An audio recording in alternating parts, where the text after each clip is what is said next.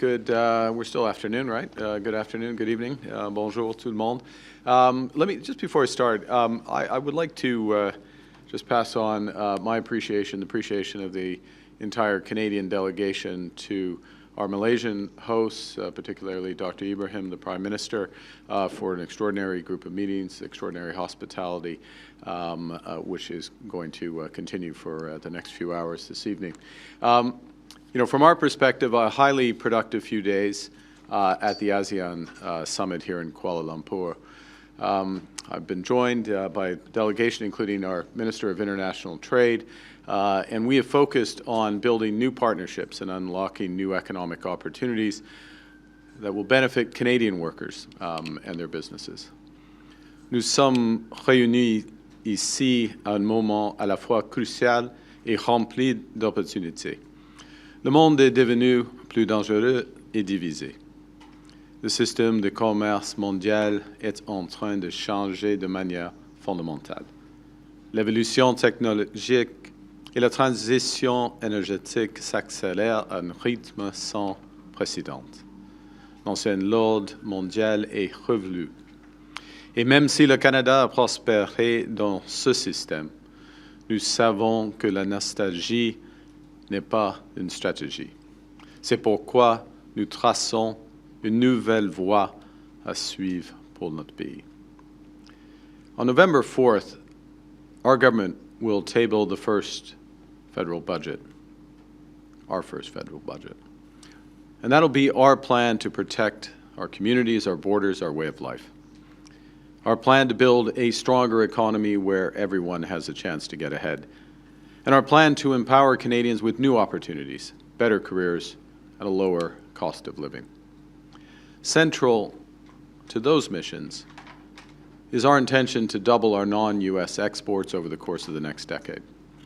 That alone will generate $300 billion in more trade, new orders for Canadian resources, Canadian industries, and Canadian expertise. I chose my summit for my first visit as Prime Minister to Asia because the Canada-ASEAN relationship is full of potential. This is a region of nearly 700 million consumers with a market worth over $5 trillion.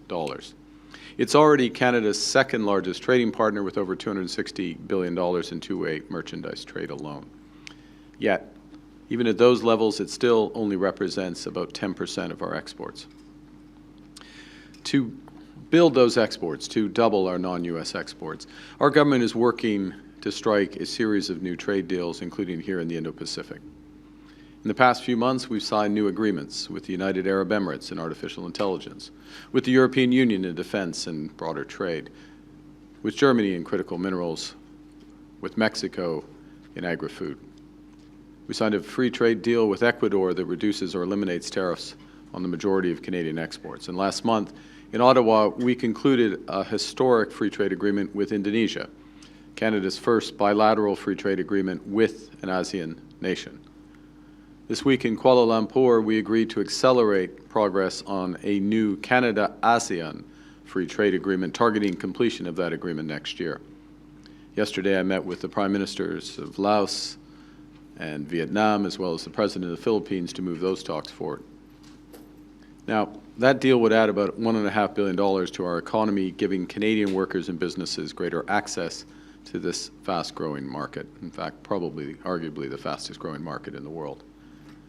And would create jobs for Canadian workers in sectors ranging from critical minerals to clean tech, agri-food, aerospace, and advanced manufacturing, all while lowering prices for Canadian consumers on goods like electronics and clothing.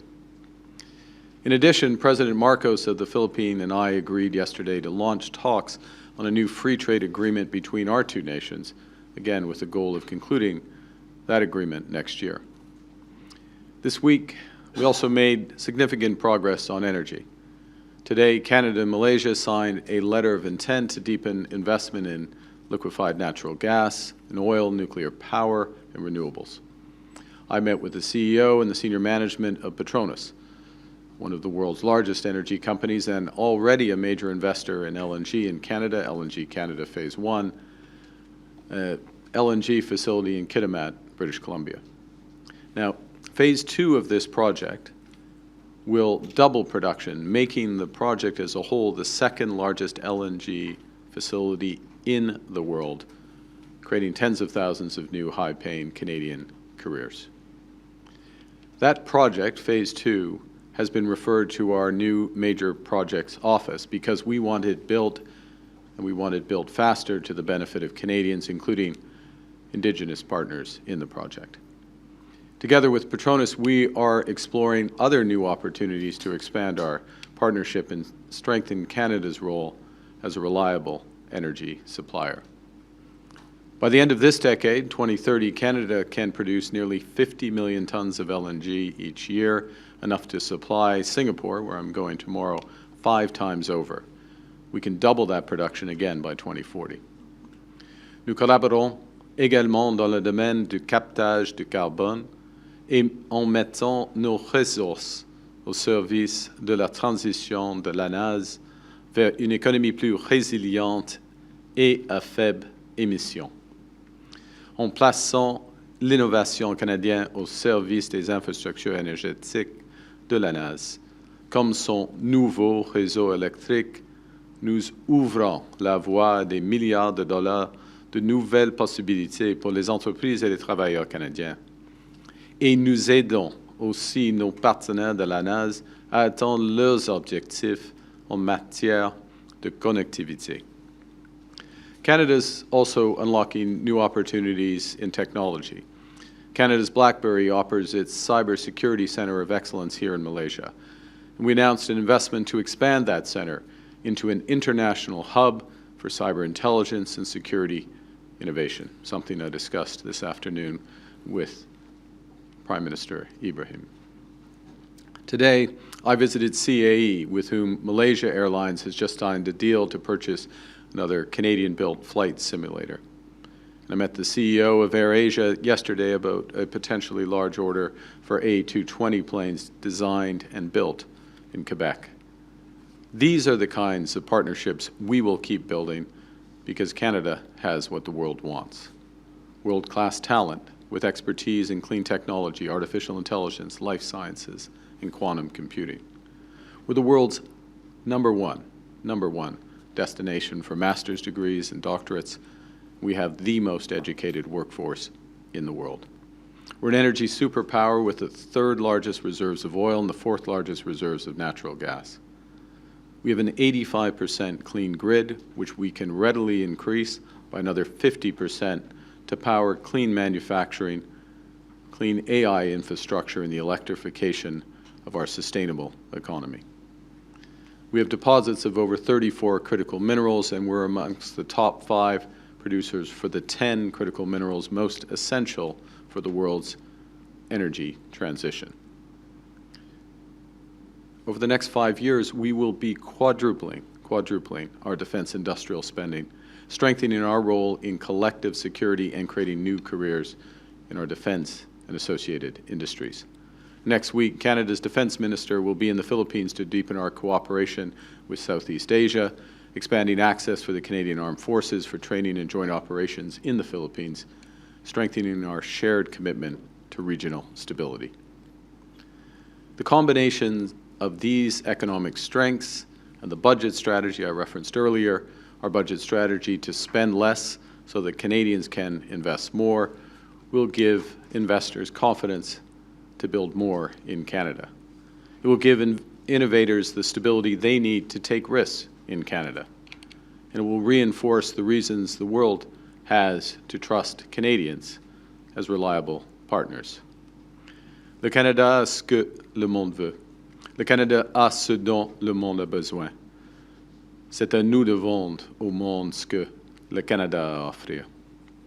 Selling our products to the world is a Team Canada effort. Federal ministers are working hard, securing deals and building relationships across Asia.